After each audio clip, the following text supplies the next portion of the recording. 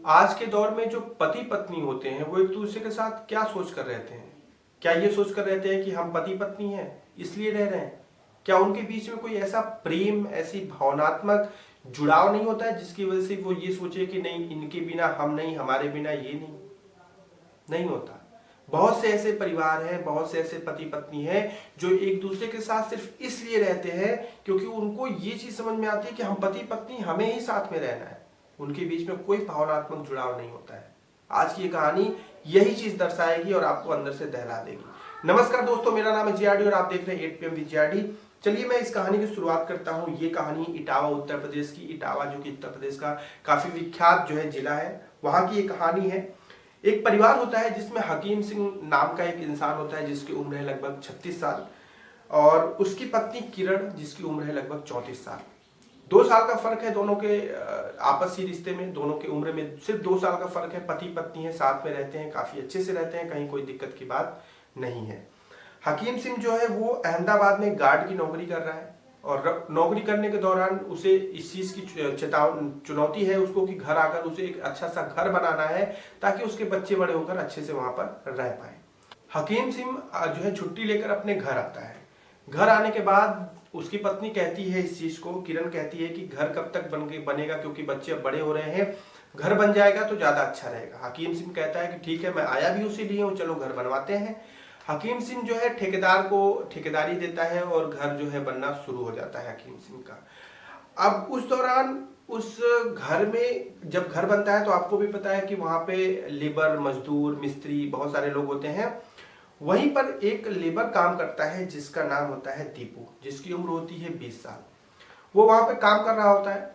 फिर काम करते करते जाहिर सी बात है कि जो किरण थी वो मालकिन थी वहां की, क्योंकि घर उसी का बन रहा था।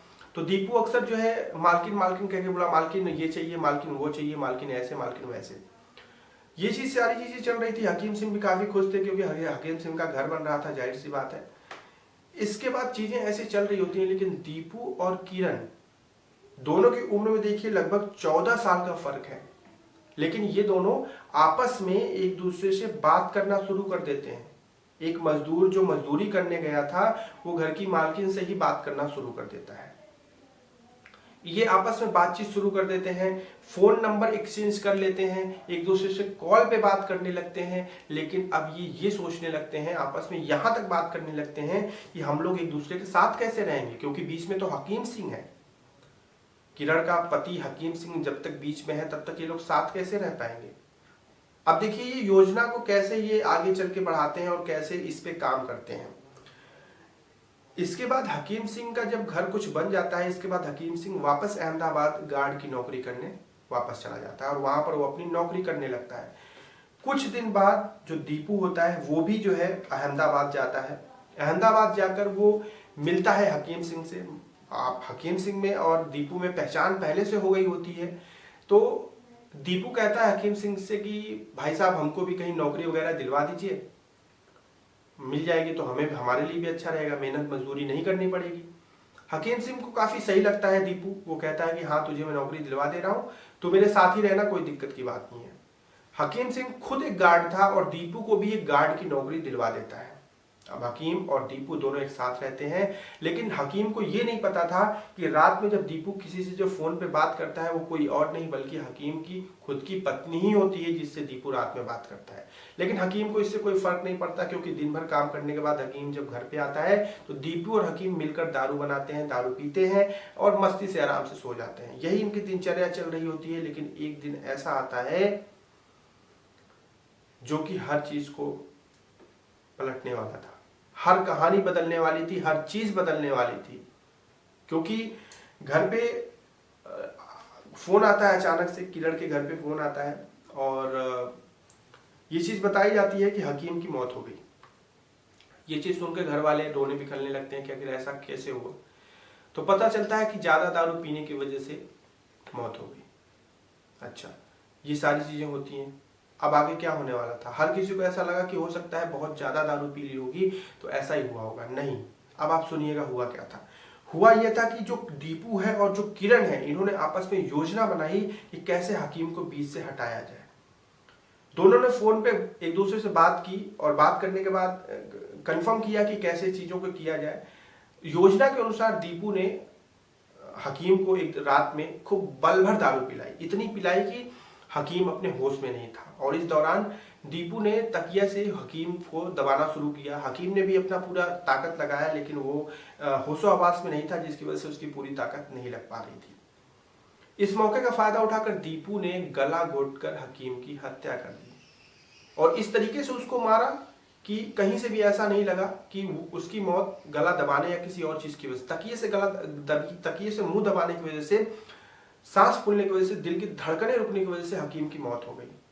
हकीम को मारने के बाद दीपू फिर फोन करता है किरण को और फोन करने के बाद दोनों की आपस में कॉल पे बात होती है। और ये जो कॉलिंग पे बात हुई है ये आपको दहला देगी, क्योंकि उधर से दीपू कहता है कि मर गए हो, तो किरण कहती है कि हमको ये सब ना बताओ, हमको रोना आ जाएगा। और रोना तो पड़ेगा ही, क्योंकि दिखावा करना है, रोएंगे नहीं तो लोगों को शक हो जाएगा, लेकिन जाके एक बार चेक कर लेगा। तो दीपू कहता है कि हाँ मैं बाद में चेक कर लूंगा, लेकिन एक बात और बता दूं, अगर मैंने उसको नहीं मारा होता तो वो मुझे मार देता। तो किरण कहती है कि चलो कोई बात नहीं, खेत वेत का बात कर लेते हैं, सारा चीज वो करना है। तो दीपू कहता है कि ये सब बाद में करेंगे, अभी अचानक से करेंगे तो लोगों को शंका हो जाएगा, और तुम टेंशन ना लेना, अब तुम्हें और तुम्हारे बच्चों को मैं देखूंगा, तुम्हारे बच्चों को मैं पढ़ाऊंगा, तुमको अब मुझे तुम्हारे साथ ही तुम्हारे घर पे रहना है। ये सारी चीजें होती हैं। फिर पुलिस को दीपू बुलाता है, बताता है कि रात में दारू ज्यादा पी लिया था, ये सारी चीजें होती है। पोस्टमार्टम भी होता है और दिल की धड़कनें रुकने की वजह की पुष्टि भी हो जाती है। और इसके बाद पुलिस इनको जो है इजाजत दे देती है कि आप शव लेकर वापस जो है उत्तर प्रदेश जाइए। और फिर वो दीपू ही हकीम का शव लेकर आता है उसके घर। शव जैसे ही घर पे आता है वैसे घर में कोहराम मच जाता है, हर कोई रोने बिखरने लगता है कि हकीम की मौत हो गई। भाई किसी का बेटा था, किसी का भाई था, किसी का चाचा था, किसी का कुछ और था, और सब लोग सोचकर रोने रखते हैं। दीपू भी वहां पे खड़ा होता है, लेकिन इस दौरान परिवार वालों को एक चीज समझ में आने लगती है, एक चीज को लेकर उनको डाउट होने लगता है कि ये जब सारी चीजें हो रही होती हैं, इस दौरान जब पता चलता है, जब दीपू फोन करके बताता है कि मौत हो गई है हकीम सिंह की, उस दौरान भी, उसके पहले भी और उसके बाद भी जो किरण होती है वो बार बार किसी से फोन पे बात कर रही होती है। तो घर वालों को एक शंका होता है कि कहीं कुछ दाल में काला तो नहीं है। किरण का फोन चोरी से परिवार वाले लेते हैं और फोन चेक करते हैं, तो उसमें एक कॉल रिकॉर्डिंग मिल जाती है, और जिस कॉल रिकॉर्डिंग में ये चीज इन लोगों ने बात कर रखी थी, जिसमें किरण ने ये बात कहा था कि मुझे जो है रोने का दिखावा करना पड़ेगा, खेत वेत की बात करनी पड़ेगी, ये सारी चीजें उसमें रिकॉर्ड थी। 18 मिनट की रिकॉर्डिंग थी, और जैसे ये सामने आती है हर कोई बौखला जाता है। पुलिस को सूचना दी जाती है, पुलिस तुरंत मौके वारदात पे पहुंचती है, और फिर जो है अहमदाबाद पुलिस को कांटेक्ट किया जाता है, उनको बुलाया जाता है, वो आते हैं और दोनों को गिरफ्तार करके वापस अहमदाबाद लेकर जाते हैं।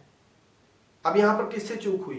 पोस्टमार्टम किस तरीके से किया गया कि उसमें इस बात की पुष्टि नहीं हो पाएगी कि तकिए से जो है मुंह दबाया गया, इस चीज की पुष्टि नहीं हो पाई, पहली बात। और दूसरी बात कि आप खुद सोचिए कि हकीम और उसकी पत्नी एक अच्छा पारिवारिक जीवन जी रहे थे।